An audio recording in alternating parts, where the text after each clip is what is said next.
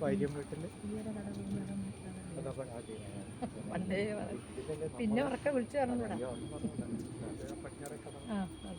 ഇവിടെ ഒരു ചെറിയ വലിയ ചാട്ടലിന്റെ എത്ര ഉയരത്തുനിന്ന് മത്സരമല്ല അന്ന് ചാട്ടൽമ കരുത്തുള്ളാൻ വേണ്ടി ചാട്ടയിലൊക്കെ ചെറുതായി പോയ പോലെ പടവ് സ്റ്റെപ്പ് അങ്ങോട്ട് ഇട്ടിട്ടുണ്ട്. ഇറങ്ങാനാവൂല മോളെ. എന്താ നീ ഇറങ്ങാനാ?